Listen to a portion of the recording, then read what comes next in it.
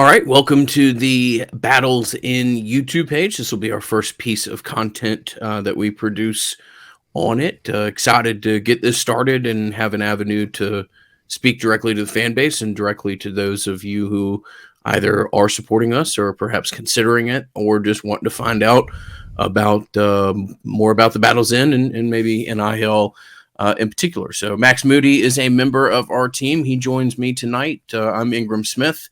Excited to jump into this, and I know that we had received a decent amount of questions from Twitter. We'll work on hitting those throughout the night. Have a really exciting donor match offer that we want to detail in a couple minutes after a meeting this morning, Sunday. So, Max, yeah, man, let's go back and forth here. This won't last too long, maybe 20, 25, 30 minutes, something like that. Get you in and out. We want to do something similar to this, kind of a state of the Battles In, maybe once a month or so, just give you an idea as to what we're up to, what we're doing with your support, or what we would do with your support. So, Max, looking forward to it, and let's see what comes of this.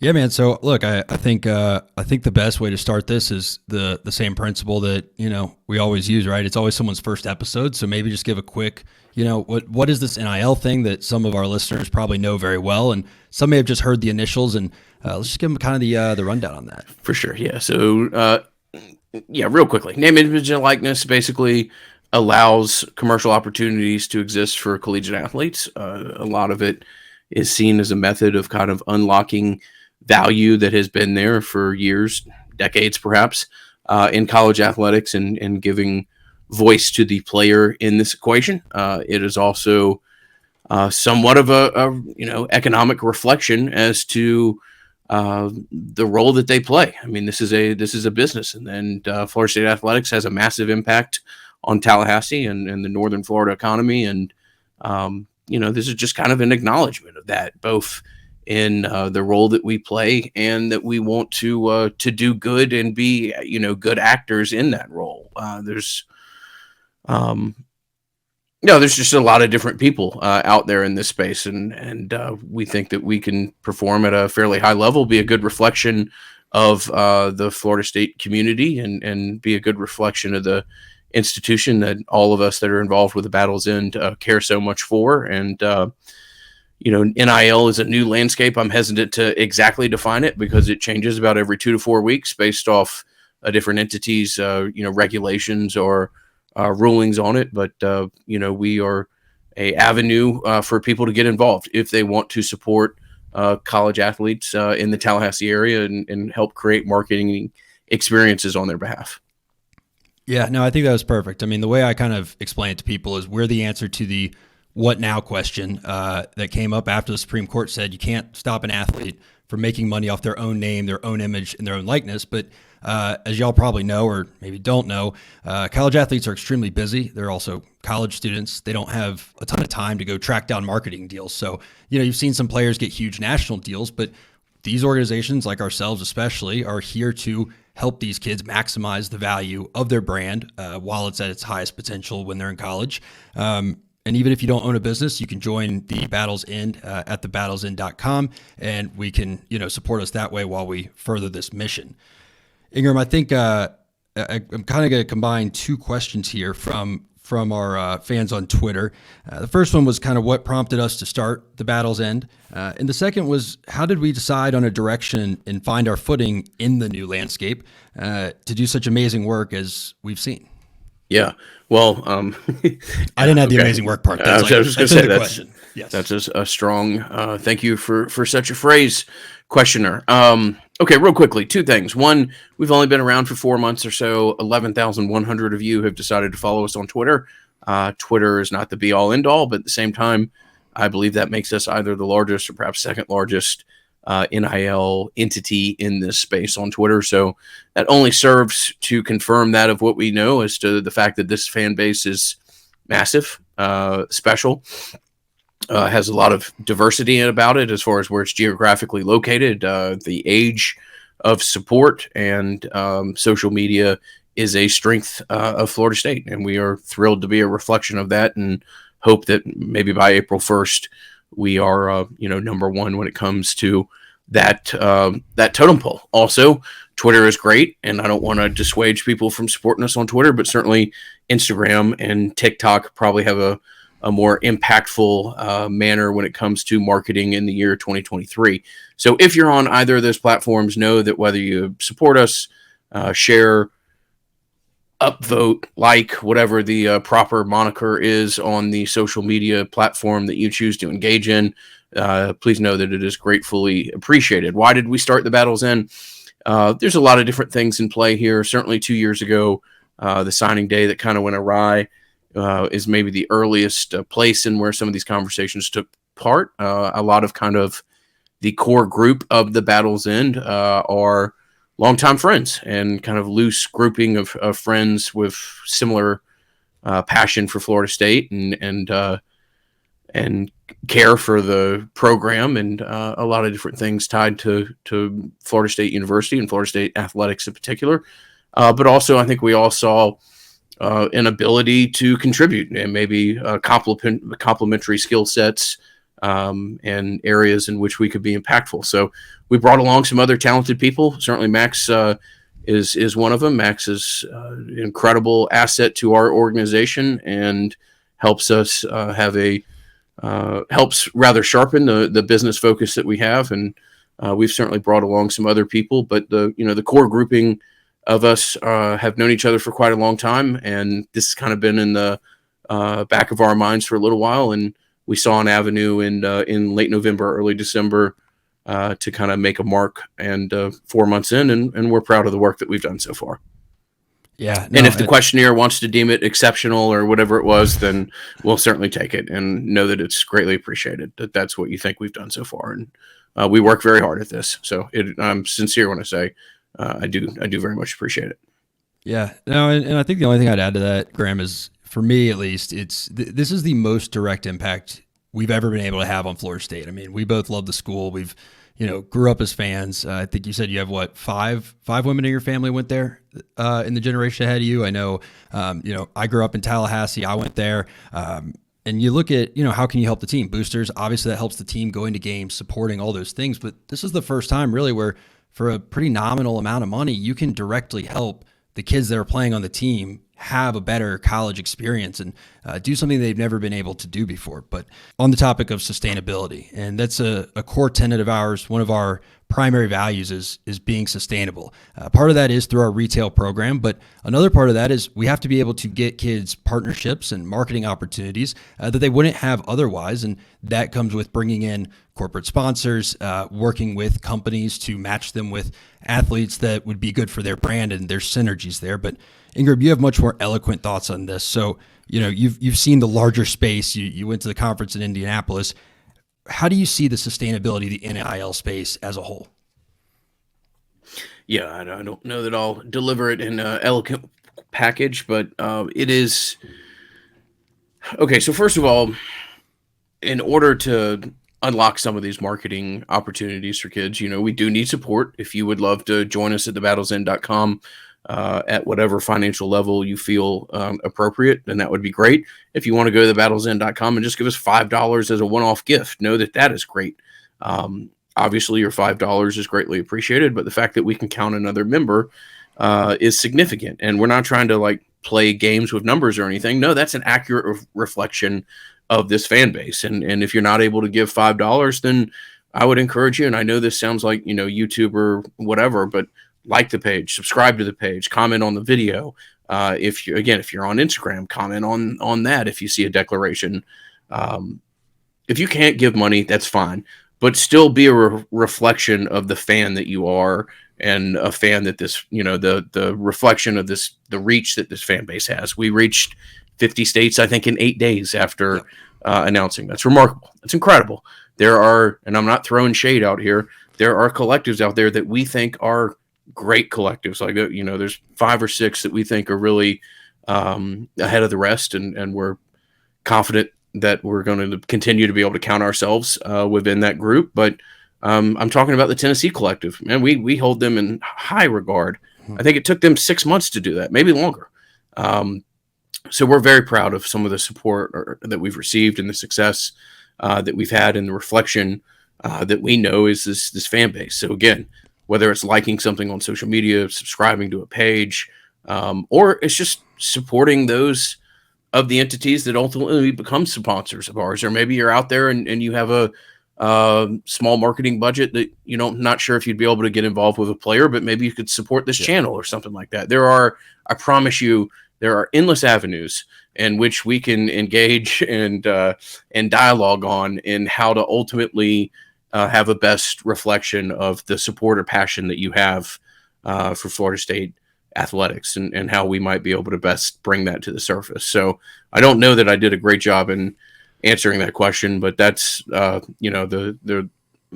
are no limits here, and Right. we can be as creative as we need to be be able to get somebody support and have their passion properly and appropriately reflected.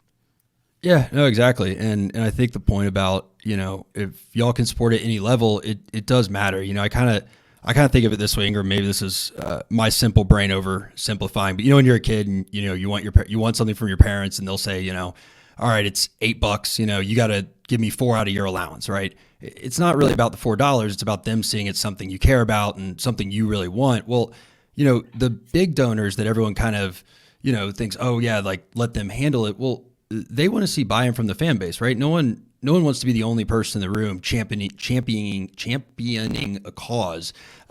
So even if it is, $5, that's a huge help, because again, like you said, Graham, it's one more name on the board that we can point to when we go to a big corporation that maybe they aren't Florida State fans. We can say, look how many members you're reaching just by partnering with the Battle's End. So,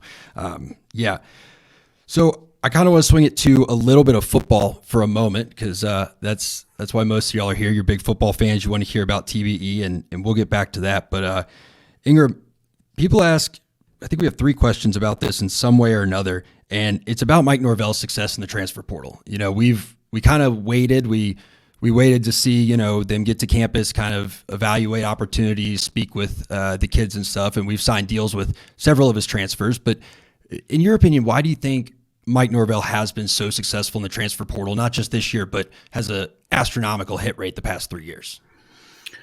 Certainly, yeah. There's a lot there. I mean, I believe that we've signed every player in this year's portal. We may not have announced every portal player, but there you go. There's some inside information, if that's what we were looking for. If you got to 13 minutes, there it is. So we're excited to announce a string of kids that we've come to an agreement with that have yet to be made public. But to answer your question from a football perspective, Max, I think it's a reflection of the culture. I think it's and I also think it's a reflection of just kids have a lot of faith in, particularly kind of transfer portal 1.0 was all about faith. A lot of those guys are just a lot of those first transfer kids are kids with 1 year, one final shot to make an impact. And Florida State is a massive brand in college football and will forever be. But you still want to put your eggs in the basket of what you believe, has been honest with you, and that in which you have the most faith in. And that is, the portal has always served Mike Norvell exceptionally well there. When you think about, if in 5 years, Max, we're looking back and we're talking about Mike Norvell, the Florida State coach who's won 1 national championship and 4 ACCs or something like that, the line will almost certainly start at Jermaine Johnson. Yep. And their ability to convince that kid that, we need to be your 1 more year to prove that you're not just like a talented, maybe mid-3rd round pick or something. Like, you can come here and show the world why you're a top 20 pick, or I don't know, what do you go, 21 overall or whatever it was, Like, first round pick. I think if and perhaps at this point when at the end of this decade we're reviewing the rather long tenure that Mike Norvell's had, the conversation will almost certainly start with the success that he had in the portal. And I think there's just the 2 things that you hear about Mike Norvell are energy and not just energy. Everybody's got a lot of energy on recruiting visits and calls, but authenticity. And over time, you realize that energy is not some kind of sales pitch. It's a guy who's just high wired, but honestly, legitimately wants what's best for you all the time and maybe he delivers it in a few passionate speeches every once in a while. But yeah, I mean that's Mike, and I think that's why he and his staff has had as much success as they have in the portal. Yeah, and the only thing, is I think it also speaks to the brand of Florida State, right? People like things they're familiar with to validate assumptions quickly, and it's known as a national brand even when we were in our down years, where if you have great stats at Florida State, it's assumed that you are a very good player, right? Like Jermaine Johnson knew if he came to Florida State and got 8.5, 9 sacks, then that would be a Florida State player who did that. And I think you've seen that with this transfer class, and no disrespect to those teams, but two of your better players are coming from UTEP and Western Michigan. And I think that they're here to show, okay, I've done it at this level. Let me prove it, A, on the Power 5 level, and B, with a brand that is nationally respected by scouts and analysts and all those things. So let's kind of do the last one here, because again, we don't want to keep these episodes super long. We will be doing more of these. Don't worry. Just, we'll open it up for questions each time. But hey, if you have questions, fire them to us whenever. And Ingram, this is kind of another principle of ours, right? Is gratitude. I mean, we try to do everything from the recognition of, holy cow, like two people in a much larger team, 7 or 8 of us that all grew up diehard Florida State fans, like get to do stuff like this, right? Getting to visit a practice, or even getting to say, hey, in a small way, like nothing compared to what the coaching staff and the players do, but we're getting to help achieve the success that we want this program to achieve, and we're really grateful for that. So what is the most gratifying moment you've had since the beginning of running the Battle's End? Oh man, it's a great question. Well, there's a couple. There's a couple that we can probably tell in a couple years too, but not right now. But one that immediately comes to mind is what we did a couple weeks ago. I wasn't able to attend despite it being here in Atlanta, but the John Lewis Institute and the gala that they put on. This was the first annual gala, and wherever you fall on the political spectrum, I think you certainly will acknowledge the importance that John Lewis played in the civil rights process, and the impact that he, had on Atlanta, his community, and perhaps the broader country. So it was really awesome to be able to do that, to talk to some of these kids' parents about the impact that it had on them. If you have a chance, there's an On3 article about that I would point out to you, and Mr. Rob Deloach gives some interesting comments about what it meant from his perspective. And this is not to diminish at all about the cause and the message, but it also happened to be located in the Porsche Experience in Atlanta, the Porsche compound that they have down there at next to Hartsfield. And yep. I wasn't there, but just based off the players' Instagrams, it looked like there was some pretty awesome cars to stand next to and look at as well. So that is one thing that I wish I would have been able to be a part of. Yeah, I got to go be the photographer, which I was learning on the go. They're YouTubing like how to use a real camera. But the coolest moment was getting there. There's like 5 or 6 Porsches out front. I mean, racing level, just incredible. Obviously, all the guys start taking pictures there, and then like maybe 20 feet down, an operational, restoration of one of the Freedom Rider buses, and watching how the guys were taking pictures or having me take their pictures in front of the Porsches, which I mean, it's awesome. Who doesn't want to do that? To kind of watching the mood and the I guess the shift, the tonal shift as they were, getting on this bus, and the guy was telling them the history of the bus and all that, and getting to see them do both was really neat, right? Get to be around a lot of cool cars at a gala, meet the mayor of Atlanta, and also have that really, really neat historical moment was just really cool to get to give them that opportunity. No, man, that is, unfortunately, I was on my honeymoon at the time, but that was really cool, and I was that's one of the things that I look forward to, and we've got some things on the horizon that are really unique, but we kind of operate this almost in 2 different poles, one of which is a marketing company, and there's the other half of this, which is kind of a charitable organization that works to find opportunities for our kids to make an impact in the community, both in the Tallahassee community and broader throughout the Southeast and East Coast. So we're really excited about what we have on the horizon. We think we're not the smartest people in the room, certainly, but we do think we've come up with some creative ways to utilize the unique opportunities that our players have, and the unique platforms that they have. And and combine both great experiences for them, experiences that impact them in a positive way for more than just an evening or a period of time, something they can draw on for a broader, as they go through life.